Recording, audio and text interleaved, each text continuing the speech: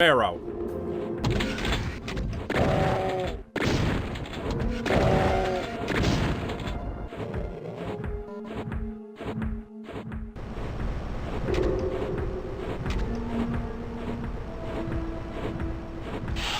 Oh, not even real. Seriously? There's two of these guys?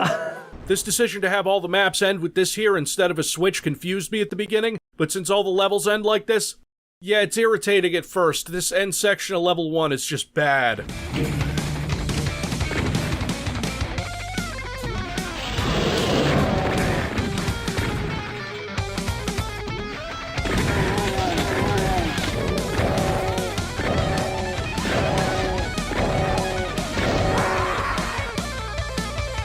The game is full of traps, and if you try to run through it and avoid fights, you will be punished. Here's the thing, I played through this twice, first on Ultraviolence, then on Hurt Me Plenty. I suggest everyone watching this start with Hurt Me Plenty. That part at the end of level 1,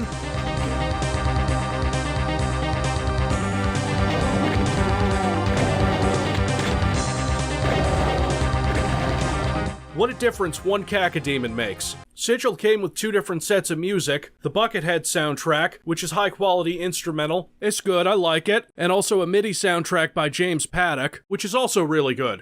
Listen to it.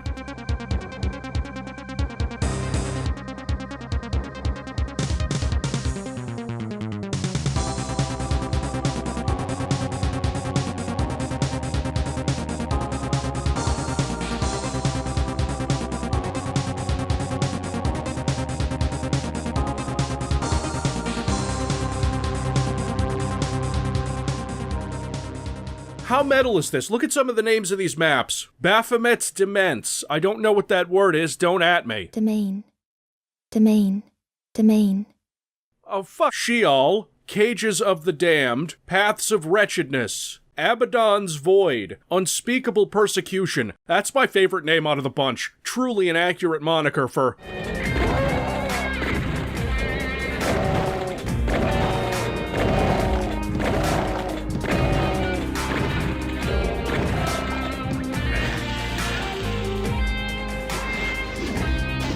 You guys notice I walked in and the sky went out? The levels are almost constantly engaging, throwing things at you left and right, using cyber demons as rocket turrets when you absolutely won't have the ammo to deal with them. Just like in E4M2 though, you can telefrag them if you're paying attention.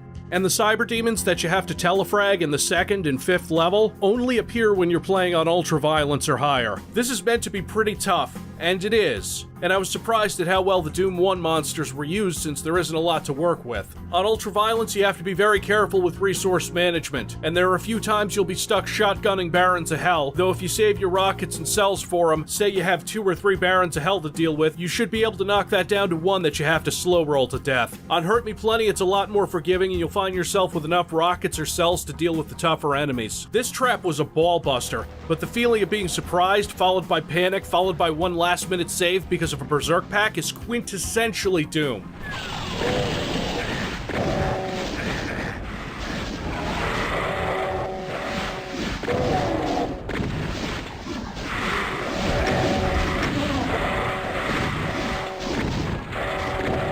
I don't really care for these crusher rooms. Like, you can avoid them here. There's enough room. If you keep your eyes open, you'll see where you can step and where you can't. See these places where there are monsters, the crushers aren't activated. I don't know how many crushers is too many, but that point is reached somewhere before however many this is. I stopped to take care of these monsters so I wouldn't get dead, and also I assume that as soon as I open this door, it's gonna cause me even more problems, so I kill the monsters and wait. And the door itself is set up to stall you so that you can't just run past the monsters. There are a lot of times where you will wake up monsters before they're triggered to teleport in, or their closet opens, meaning they'll be hunting you down in the map as soon as they're able to. Sigil has a deliberately oppressive atmosphere to it that I think works well most of the time. I don't even think you see daylight until the 3rd map.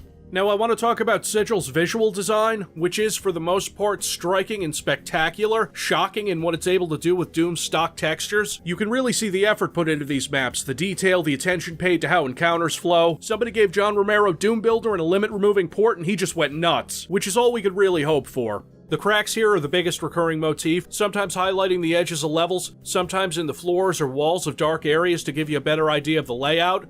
It doesn't always work, Level 6 is way too goddamn dark, but I can easily see what Sigil is going for. You can still see the monsters in a lot of places, especially in the final area, because of their silhouettes against these bright environmental details. I'm torn on the lighting because on the one hand I want to see everything, but on the other, setting this to legacy or bright is too much and ruins the atmosphere for me, so it stays on true color software. There's this area that I didn't really care for, having to shotgun a couple barons. You should know going in that ultraviolence isn't fucking around. There's 3 barons down there on ultraviolence, and I had to shotgun them for the most part, but this was the only time I was really required to do that. Cacodemons, sure, I had to shotgun them all the time.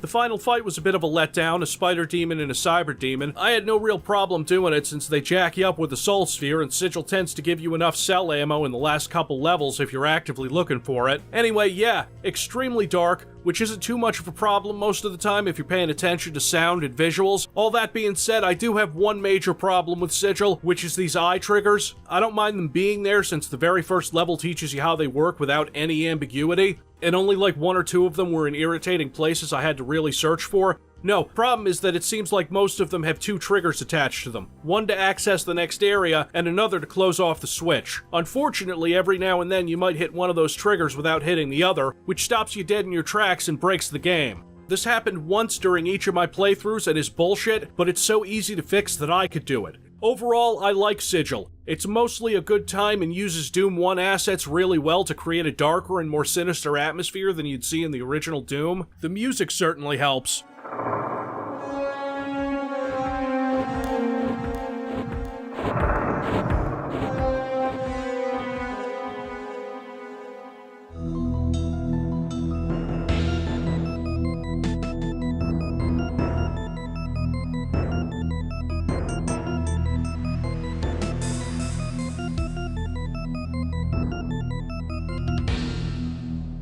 How often does a game come with 2 good soundtracks? The pacing on Hurt Me Plenty is more old-school Doom, while Ultraviolence is absolutely ball-crushing. I mean, I have a theory, call it crackpot if you want, but hear me out. Just like me, you all got Sigil, you booted it up, and you went straight for Ultraviolence. Here's a fun fact about Doom levels. You can't actually place monsters and items differently on Nightmare compared to Ultraviolence. See?